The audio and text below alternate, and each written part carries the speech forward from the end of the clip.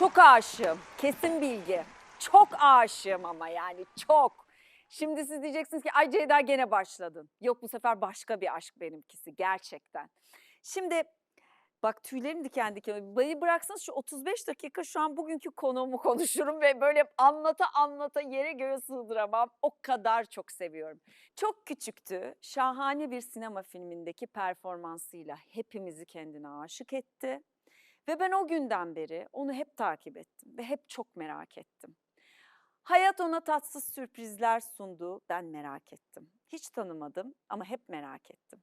Ve o duruşunu, tavrını hiç değiştirmedi. Çizgisini hiç bozmadı. Gencecik ve gerçekten tanıdıktan sonra da birlikte bir projede yer aldık. Son dönemde, yakın zamanda dijital platformda izleyeceğiniz bir filmde birlikte oynama şansına sahip olduk. O anlatsın, biz dinleyelim istiyorum. Gençliğimi böyle heyecanla hatırlıyorum. Ah diyorum gençlik, sen ne güzel şeysin. İçimdeki çiçekleri açıyor. Bir çiçek olsaydı o kesinlikle bir kardelen çiçeği olurdu. Ben kardelenleri çok severim. Böyle karların içinden çıkıverirler bembeyaz. Her şeye rağmen dimdik, bembeyaz, tüm asaletleriyle, tüm güzellikleriyle, tüm heybetleriyle. Böyle bakarsın ve dersin ki oh be, öyle biri bugünkü konum. Bir cümlenin peşinden gideceğiz. Joe Poyer diyor ki, hedefleri olan insanlar başarır. Çünkü onlar nereye gideceklerini bilirler. Ben tam olarak böyle keskin niyetleri ve hedefleri olduğunu düşünmüyorum bugünkü canım konuğumun. Ama yeteneğini bildiğine eminim. O yeteneğiyle birlikte sınır tanımadığına eminim. Ama onda ihtiras değil, daha çok zarafet ve böyle mesleğine sonsuz bir bağlılık hissediyorum. Çok disiplinli, sonsuz çalışıyor yani. Hiç ah demiyor, of demiyor ve çok ekipçi. Herkes mi bayılır bir insana? Herkes bayılır. Zaten konu canım Helin Kandemir'se ona hepimiz bayılırız. Gelin benimle. Sen benim çiçeğim. Gerçekten. Hoş O kadar geldin. mutlu oldum ki onur duydum seni dinlerken. Ben sana bakarken onur duyuyorum. Sen de beni dinlerken Çok kendine mutlu onur duy. oldum ya, Çiçeğim, utandım. hoş Hoş geldin. bulduk Ceyda abla. Çok seviyorum seni. Ben de O seni çok kadar seviyorum. mutluyum ki bugün Teşekkür ederim. geldiğin için Aa, Helin'cim. ne demek, ne demek. Sana Keyifle teşekkür geldim. ediyorum bu kadar yoğun programının içinde. Biliyorum çok programlara çıkmayı da sevmiyorsun.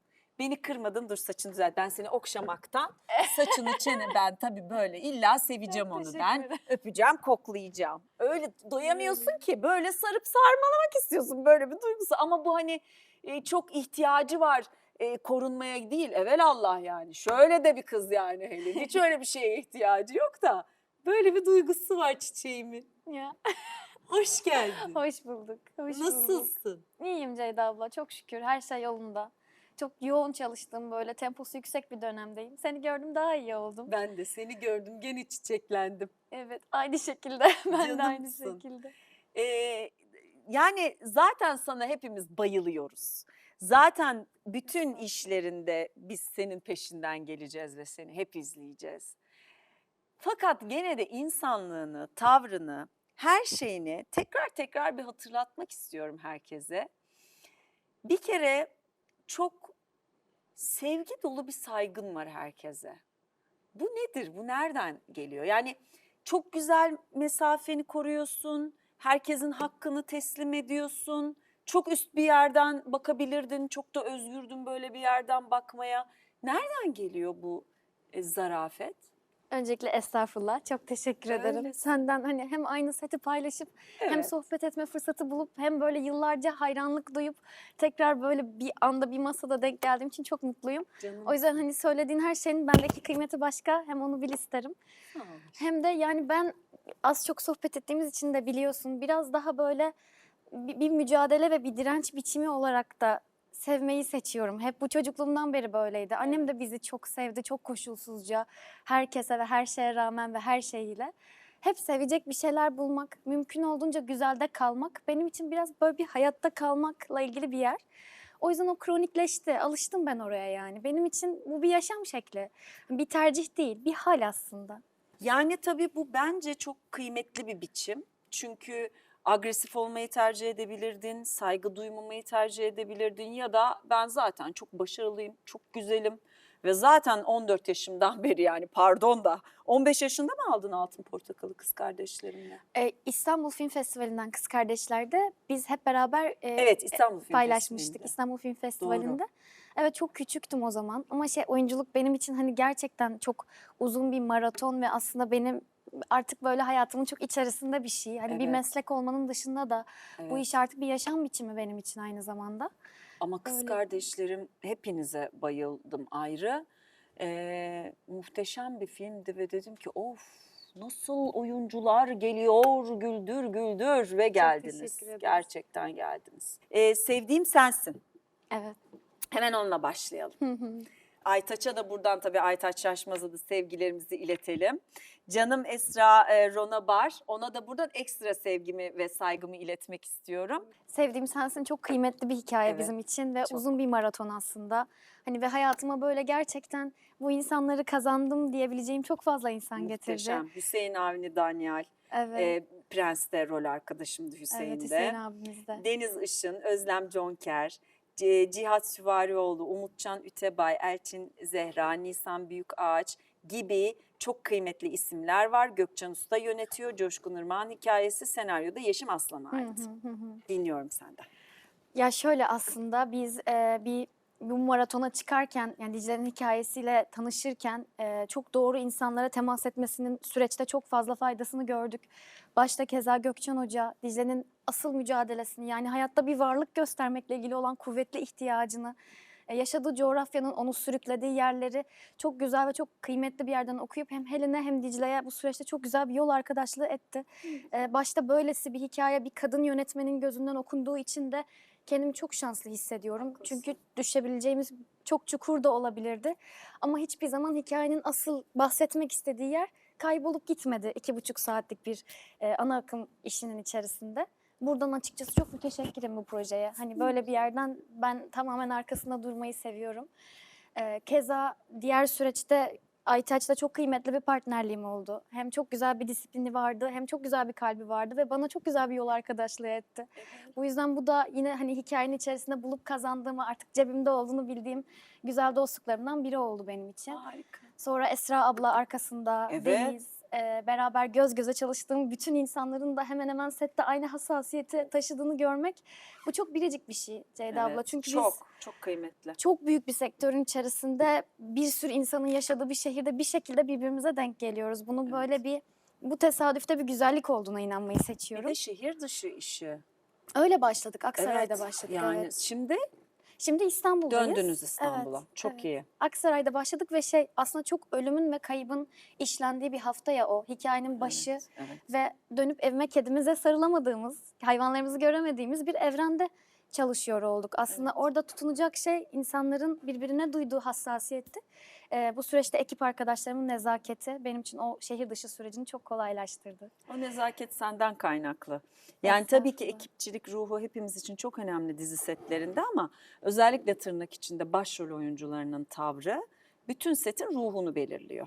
Yani dolayısıyla sizlerin tavrı, ki Aytaç'ın da enerjisi senin enerjine yakın bir enerji. Çok sevecen, çok kapsayıcı, çok saygılı. Öyle Evet. hani ast üst ilişkisini doğru kurgulayan, kendi konumunu da güzel bir şekilde muhafaza eden çok yetenekli bir rol arkadaşın var. O anlamda ikinizin olduğu bir sette, zaten Esra'nın ve Hüseyin'in de devamında geldiği bir oyuncu kadrosunda çok böyle hissediyorum, yani sıcacık, birbiriyle insani ilişkiler kurmuş. Hani yorulsa bile birbirine sırtını sıvazlayıp hadi ya Evet. hallederiz bu işi. Üşüyorsa birbirine sarılıp ısıtan bir ekip hissedebiliyorum uzaktan da olsa. Çok öyleydi gerçekten, Değil mi? her yeriyle. Hala da öyle. Yani gibi böyle bir proje için özellikle tabii ki karşılık bulması çok güzel. Bir Çok. sürü emek var, arkasında Evet. inanç var, hayal var ama bu mesela bir işin büyümesini izlemek biraz o senin evladın gibi oluyor ya. Gözünün önünde büyümüş bir şey oluyor. Hani Tabii. nasıl insan çocuğunu sınavdan geçti diye daha çok sevmez. Tabii. Ya da geçemese daha aksi olmazdı. Sevdiğim Sensin'e duyulan inançtan birinci bölümle bugün arasında hiçbir şey değişmedi. Bence en kıymetlisi bu. Yani Çok. biz işimiz karşılığını bulabiliyor diye onu daha çok da sevmedik. Zaten çok seviyorduk, hala çok seviyoruz. Aşkım. Sadece sabah sete gittiğimizde daha gülümseyen, bir ekip görmek ya da ne bileyim sabah girdiğimde bazen şey diyorum. Ya sizin diziniz çok iyi reyting alıyor galiba. Ekibe öyle diyorum. Ve mutlu oluyoruz hep beraber. Bu bize bulaşıyor, yayılıyor. Böyle bir yerden çok güzel. Yoksa hiç inanç değişmedi. Baştan beri çok kıymetli işlerin içinde yer aldın. Hep karşılığı olan, evet yani televizyon dizileri, dijital platformlar, filmler hep çok sevilen. Seslendirme sanatçısısın aynı zamanda. Çok kıymetli animasyon filmlerde seslendirmeler yaptın. O güzel, ruhumuza iyi gelen İpek gibi sesinle. Ay, Bu da çok çok teşekkür ederim. kıymetli. Ama şimdi ödüller, adaylıklar bitmiyor. Yani Uluslararası İstanbul Film Festivali en iyi kadın oyuncu, Uluslararası Frankfurt Türk Filmleri Festivali en iyi kadın oyuncu, Kariyer Teknoloji Ödülleri'nde yılın çıkış yapan kadın oyuncusu, yılın en iyi yardımcı kadın oyuncusu, Sadri Alışık tiyatro oyunu ve sinema oyuncu ödüllerinde en başarılı yardımcı kadın oyuncu Balina oyunuyla, bunu ayrıca konuşacağız. Orada aday gösterildin. Yine 11. Ayaklı Gazete ödüllerinde performans ödülü alıyorsun. Ödül, ödül, ödül. Şimdi geldik bugüne. Evet, çok şükür. Ne hissediyorsun? Yani çok fazla şey hissediyorum her konuyla ilgili. Başından beri bu çok müteşekkirim. Görülmek dünyanın en güzel şeyi. Hep mi? söylüyorum bunu. Evet. Yani insanın kendiyle ilgili, kendi varlığıyla, bedeniyle, duygularıyla yaptığı bir işin birilerinde bir karşılığı olduğunu bilmesi hem seni daha fazlasıyla ilgili motive ediyor hem de bir yarayı sarıyor ya Ceyda abla. Doğru bir yerde söylüyorsun. yarım kalmış yani bir yeri tedavi ediyor orası. Çok güzel bir şey. Bu kadar kalbimin içinden, bu kadar kendi deneyimlerimden, yolculuğumdan bir ham madde alarak yaptığım bir işin birilerinde ya bu değerli olarak karşılık bulması çok güzel bir şey. Dahası için motive ediyor ama fazlasını da duymuyorum. Yani orada kuvvetli bir filtrem de var benim. Ha, var mı? Tabii ki fazlasını duymamaya. Çünkü Nasıl? görülmenin çok güzel tarafı var. Bunlardan en güzeli bir sürü dost edinmek, bir sürü insandan kıymetli cümle duymak, sana el uzattıklarını bilmek, diğer tarafı gene etiketten, yargıdan, baskıdan korkmak. Hani kendimi muhafaza ederek, duyduğum iyi sözünde, kötü sözünde beni aslında yolumu, ritmini değiştirmesine müsaade etmeden başarıyı kabul ediyorum tabii ki. Çok erken yaşta babanla vedalaşmak zorunda kaldın. Evet. Anneciğinin senin için ne kadar önemli olduğunu biliyorum. Ama ben şunu merak ediyorum. Acı mı seni büyüttü? Yoksa sen zaten böyle bir ruhtun da acı da sana başka bir hal mi kattı? Ve şimdi ben 49 yaşında dönüp baktığımda evet neyi yanlış yaptım, nerede dönüştüm, yanlışlarıma da sağlık diyebilirim 49 yaşında.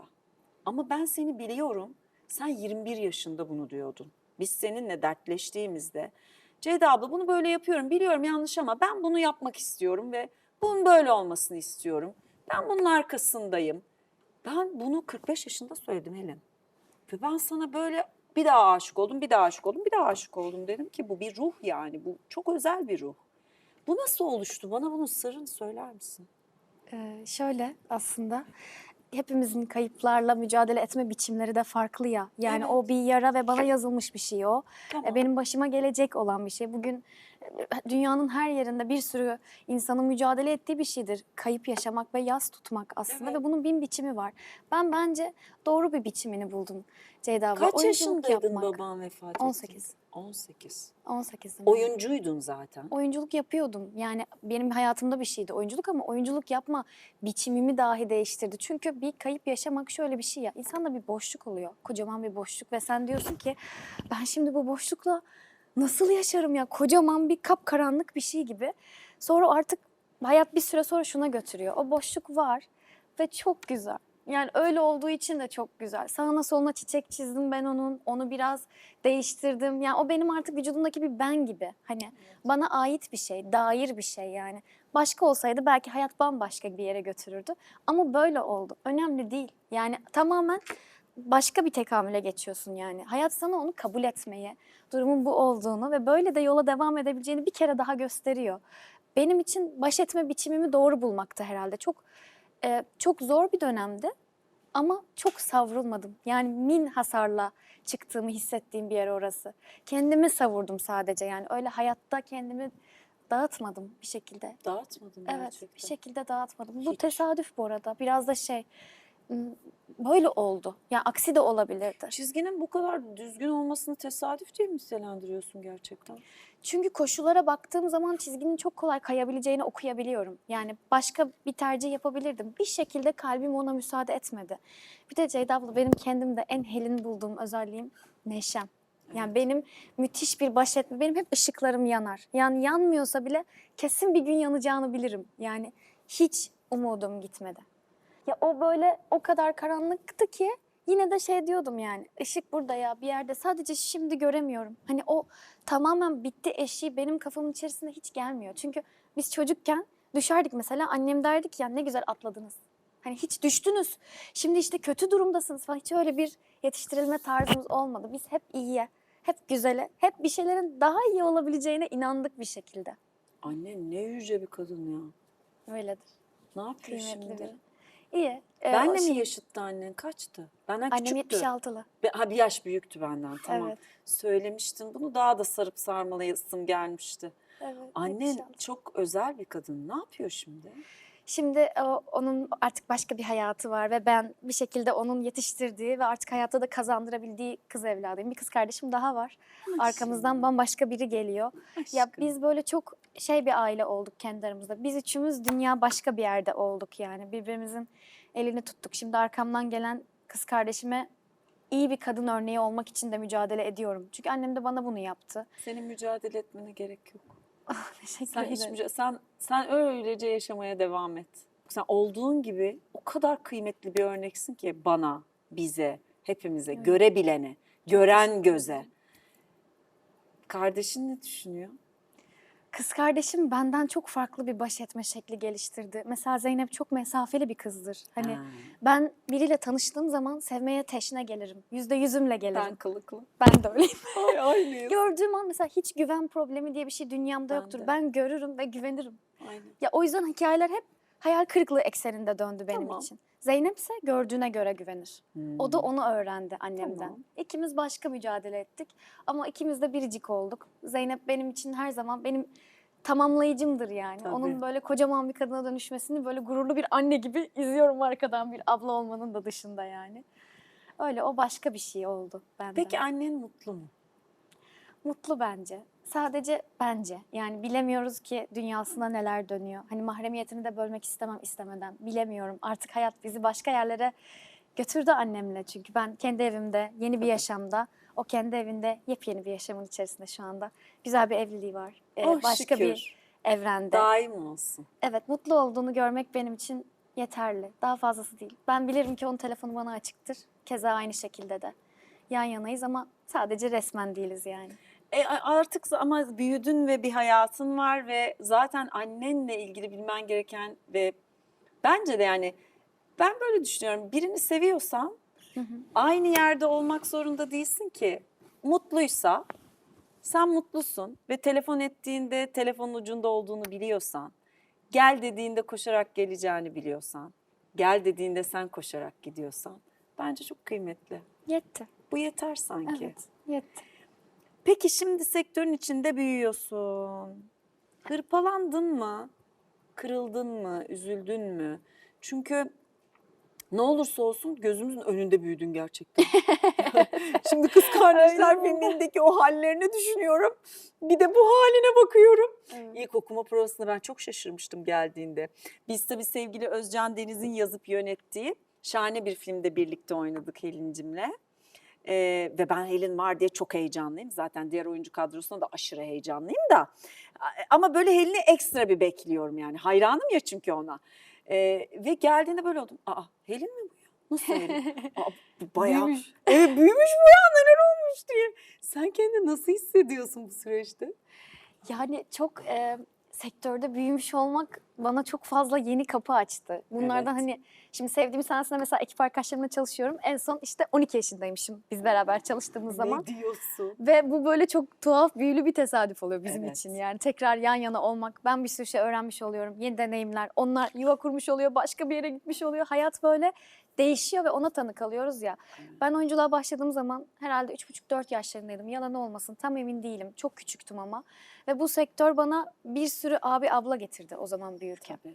Yani dişimin karavanda düştüğünü ben çok net hatırlıyorum yani. Dişimin 6 oyuncu tarafından karavanda çekildiği bir hatıram var benim. Hani bu başka bir maraton oldu. O yüzden oyunculuk sadece oyunculuk olamadı. Yani başka bir şey oldu. Benim büyümemin içerisine karıştı. Bana dair oldu artık yani.